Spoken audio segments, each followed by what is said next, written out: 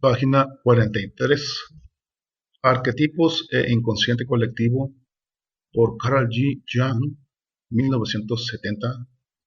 Continuación del capítulo 1 sobre los arquetipos de lo inconsciente colectivo. 1.8. El proceso simbólico es un vivenciar en imagen y de la imagen. Zaratustra es para Nietzsche más que una figura poética, es una confesión involuntaria.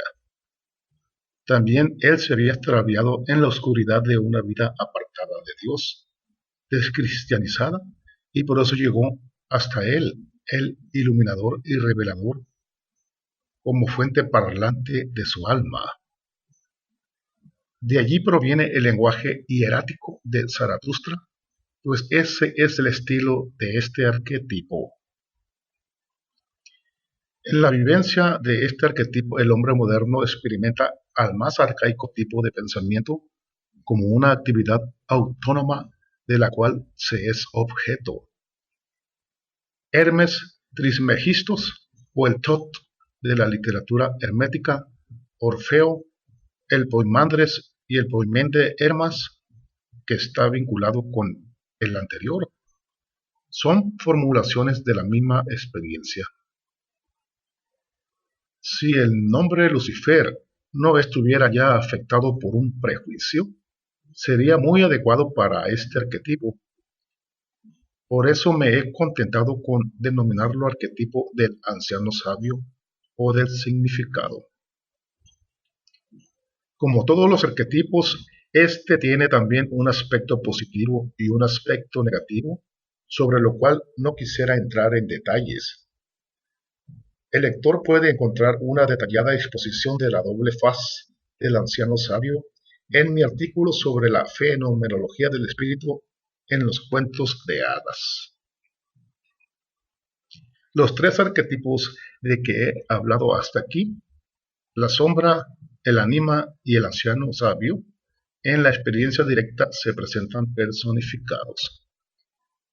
En lo anterior, he tratado de explicar de qué precondiciones psicológicas generales surge su experiencia, pero lo que comuniqué fueron solo racionalizaciones abstractas.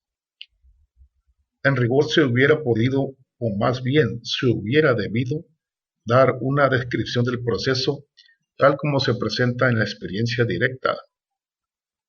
En el curso de ese proceso se presentan los arquetipos como personalidades actuantes en los sueños y fantasías. El proceso mismo se presenta en otro tipo de arquetipos que en general podrían designarse como arquetipos de la transformación. Estos no son personalidades, sino más bien situaciones, lugares, medios, caminos, etc., típicos que simbolizan los distintos tipos de transformación. Al igual que las personalidades, esos arquetipos también son símbolos auténticos y legítimos que no podrían ser interpretados exhaustivamente ni como signos ni como alegorías. Son antes bien auténticos símbolos en tanto son plurívocos, llenos de vislumbres e inagotables. Si bien los principios básicos, los signos de lo inconsciente son reconocibles, resultan indescriptibles debido a su riqueza en relaciones. Naturalmente, el juicio intelectual trata siempre de establecer su univocidad y pierde de vista así lo esencial, pues aquello que, por ser lo único que corresponde a su naturaleza, hay que establecer ante todo es su plurivocidad, su abundancia de relaciones casi inabarcable, que hace imposible toda formulación unívoca. Además, son constitutivamente paradójicos, así como el espíritu es entre los alquimistas, Senex et juvenissimul. Para hacerse una imagen del proceso simbólico, las series de imágenes de los alquimistas resultan buenos ejemplos, aunque sus símbolos, pese a ser a menudo de origen y significado oscuros, son en general tradicionales. Un magnífico ejemplo oriental es el sistema chakra tántrico o el sistema nervioso místico del yoga chino. De acuerdo con todas las apariencias, las series de imágenes del tarot son derivados de los arquetipos de la transformación. Me ha fortalecido en esta opinión una esclarecedora disertación del profesor R. Bernoulli. El proceso simbólico es un vivenciar en la imagen y de la imagen. Su desarrollo muestra por lo regular una estructura enantiodrómica como el texto de I Ching y presenta por lo tanto un ritmo de negación y posición, de pérdida y ganancia, de claridad y oscuridad. Su comienzo se caracteriza casi siempre por un callejón sin salida u otra situación imposible. Su meta es, expresada en general, el esclarecimiento o una más elevada conciencialidad, con lo cual la situación de partida se supera en un nivel más alto. El proceso transitoriamente compendiado puede presentarse en un sueño o en un corto momento de vivencia, o extenderse por lo contrario meses y años, de acuerdo con el tipo de situación de partida, el tipo de individuo implicado en el proceso y el tipo de meta a alcanzar. Evidentemente, la riqueza de símbolos fluctúa muchísimo, aunque en principio todo es vivenciado en imagen, o sea, simbólicamente. No se trata de peligros de cartón, sino de riesgos muy reales, de los cuales en ciertas circunstancias puede depender un destino. El peligro principal consiste en sucumbir al influjo fascinador de los arquetipos. Las mayores posibilidades de que esto suceda se dan si uno no toma conciencia de las imágenes arquetípicas. Si existe una predisposición psicótica, puede ocurrir que las figuras arquetípicas, que de todos modos poseen en virtud de su luminosidad cierta autonomía, se liberen totalmente de control de la conciencia y alcancen completa independencia, es decir, que produzcan fenómenos de posesión. En una posesión por el anima, el enfermo, tomando un ejemplo cualquiera, se transforma por autocastración en una mujer llamada María, o teme que se le imponga por la violencia algo semejante.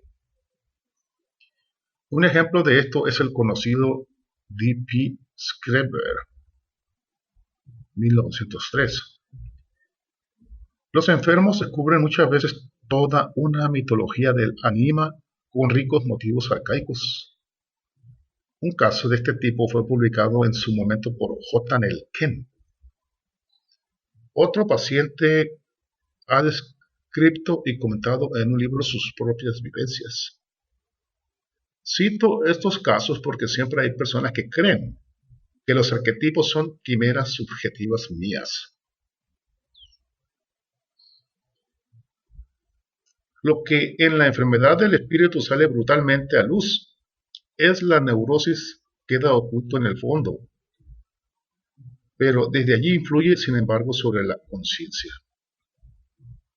Cuando el análisis penetra en el fondo de los fenómenos de conciencia, descubre allí las mismas figuras arquetípicas que animan los delirios de los psicóticos y las Natlist. Gran cantidad de documentos histórico-literarios demuestran que esos arquetipos aparecen prácticamente en todos los tipos normales existentes de fantasía y no solo en los productos de las enfermedades del espíritu. El elemento patológico no consiste en la existencia de estas representaciones, sino en la disociación de la conciencia, que ya no puede dominar lo inconsciente. Por eso, en todos los casos de disociación surge la necesidad de la integración del inconsciente en la conciencia. Se trata de un proceso sintético que yo he denominado proceso de individuación. Este proceso corresponde en rigor al curso natural de una vida, en la cual el individuo llega a ser lo que siempre fue. Como el hombre tiene conciencia, esa evolución no se desarrolla regularmente, sino que es variada y perturbada en muchas formas al apartarse la conciencia de su base instintiva arquetípica y actuar en antagonismo con esa base. De allí resulta entonces la necesidad de una síntesis de ambas posiciones. Esto implica la existencia de una psicoterapia ya en un estadio primitivo, en el que ésta aparece bajo la forma de los ritos de restitución. Ejemplos de esto son las identificaciones regresivas con los antepasados de la época Alcheringa, que se dan en Australia, la identificación con los hijos del sol entre los indios pueblos de Taos, la apoteosis de Helios en el misterio de Isis, tal como aparece en Apuleyo, etc. En concordancia con lo que hemos visto, el método terapéutico de la psicología compleja consiste, por un lado, en hacer consciente lo más acabadamente que sea posible la constelación de contenidos inconscientes, y por otro, en una síntesis de estos con la conciencia por un acto de reconocimiento. Pero como el hombre civilizado posee una disociabilidad muy grande y hace un uso constante de ella para librarse de todos los riesgos que lo amenazan, de ningún modo es seguro por adelantado que un reconocimiento sea seguido por el obrar correspondiente. Hay que contar, por el contrario, con la manifiesta ineficacia del reconocimiento y en consecuencia hay que presionar para que tenga lugar un adecuado empleo de este. Por lo regular, el reconocimiento librado a sí mismo no tiene esos efectos positivos ni tampoco representa un poder moral. En tales casos, se ve claramente hasta qué punto la curación de la neurosis es un problema moral.